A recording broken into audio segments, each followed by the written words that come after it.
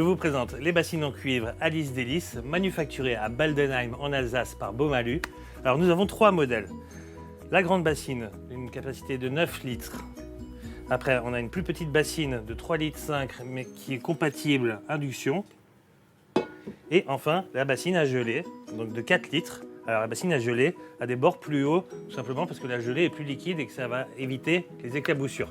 Donc ces 3 modèles sont faits d'un cuivre qui est un matériau recyclable à l'infini et elles sont garanties 10 ans.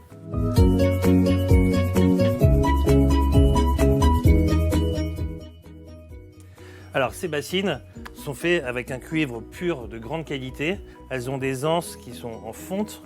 Voilà, donc tout ça c'est vraiment gage de solidité et de durabilité.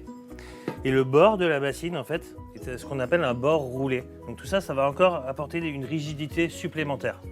Alors pourquoi la bassine en cuivre? C'est vraiment la question qu'on nous pose souvent. Pourquoi on utilise une bassine en cuivre pour faire de la confiture ou de la gelée? Je vais vous expliquer tout ça. Donc déjà, le cuivre, c'est un excellent conducteur de chaleur. Ça va vous permettre en fait de faire des cuissons rapides, mais douces, hein, et homogènes. Ça, c'est hyper important. Ça permet aussi de faire une meilleure prise de la confiture ou de la gelée. Et puis, en fait, la forme de ces bassines, hein, donc qui est évasée, va permettre en fait une meilleure évaporation de l'eau.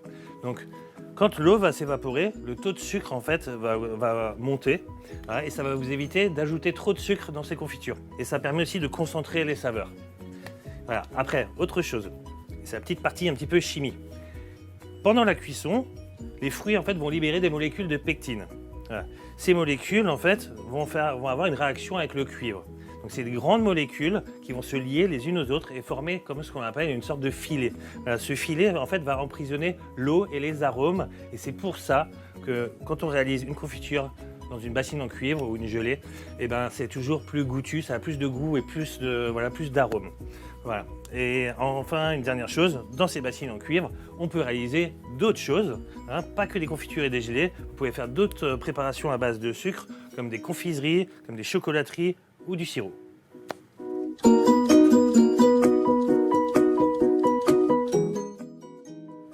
Alors, mes petits conseils. Avant la première utilisation de cette bassine, il va falloir la laver à l'eau chaude avec du liquide vaisselle et bien la rincer et bien la sécher. Une bassine de ce type ne doit jamais se faire chauffer à vide, hein, donc ne chauffez jamais cette bassine à vide et faites attention si vous chauffez sur du gaz, faites attention à ce que la flamme ne dépasse pas le bord de la bassine, hein, ne remonte pas sur le bord. C'est quelque chose qui est assez important aussi. Au niveau des ustensiles, quand vous faites votre confiture, hein, quand vous préparez la confiture, évitez tout ce qui est métallique parce que ça risque de rayer justement la bassine. Donc privilégiez des ustensiles en cuivre, en bois, en plastique ou en silicone. Moi je vous conseille cet ustensile, c'est ce qu'on appelle une spatule exoglace.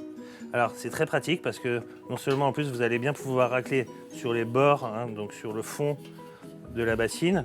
Et l'exoglace en termes d'hygiène c'est quand même très bien. Et ça va aussi au lave-vaisselle, donc voilà, moi je vous conseille plutôt ça et ça tient quand même des hautes chaleurs. Voilà, donc la spatule, ce que je vous conseille aussi d'utiliser, c'est important, c'est un thermomètre. Donc ça c'est un thermomètre justement de confiserie. Le thermomètre en fait il a un petit crochet, donc vous allez pouvoir l'accrocher sur le bord, voilà, de votre bassine et suivre la température de cuisson de votre confiture. Et c'est important parce qu'il ne faut pas dépasser les 100-110 degrés. Pourquoi? Parce qu'en fait, passé 110 degrés, le fructose va caraméliser. Donc vous avez un repère sur le thermomètre qui est à 100 degrés. Donc voilà, utilisez-le. Petit conseil, vous verrez, c'est très pratique. Une fois que vous avez terminé votre confiture, il va falloir la laver cette bassine. Donc pour la laver, je vous conseille de la laver à l'eau tiède avec une éponge douce. Voilà, pas une éponge abrasive, hein, et un produit doux aussi, pas de produit agressif.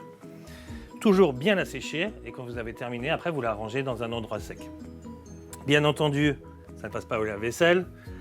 Je le précise aussi, ça ne va pas au four et encore moins au micro-ondes, hein, ça c'est clair. Voilà.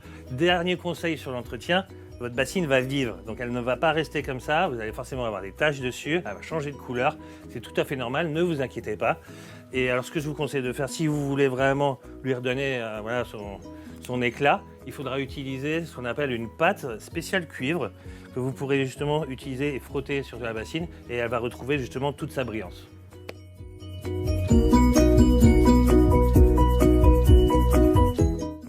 Alors mes petites astuces. Je ne sais pas si vous connaissez l'astuce de l'assiette froide. Donc en fait, c'est la goutte qu'on va mettre sur une assiette froide. Donc vous sortez une assiette du frigo, vous mettez une goutte de confiture ou de gelée, vous penchez votre assiette et si la confiture ou la gelée coule, c'est que ça manque encore de cuisson. Donc au moins, voilà, vous le savez, normalement, la goutte doit rester à peu près figée ou couler très légèrement. Voilà. Là, vous savez du coup que vous êtes bon sur la cuisson. Autre astuce, on a tendance à jeter les noyaux et les pépins. En fait, des fruits. Donc moi je vous conseille de les garder parce qu'ils sont pleins de pectine. Donc vous pouvez les mettre dans une gaze ou dans un sachet ou dans une poche en coton, les laisser dans la confiture pendant la cuisson et les retirer à la fin de la cuisson. Ça vous aidera aussi à avoir une belle confiture avec une belle tenue. Je vous conseille également aussi, petite astuce, utiliser un entonnoir. Ça c'est un entonnoir à confiture. Voilà, donc vous pouvez le mettre sur le pot.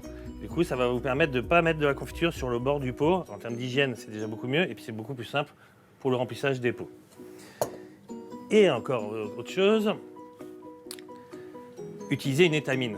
Donc ça c'est la petite astuce aussi pour la gelée. Voilà, si vous voulez enlever les pépins, il y a d'autres manières de faire. Voilà, on peut utiliser des tamis, etc. L'étamine, c'est très pratique. Donc ça c'est une étamine Alice Délices que vous retrouvez en boutique. Donc voilà, ça c'est encore une autre petite astuce.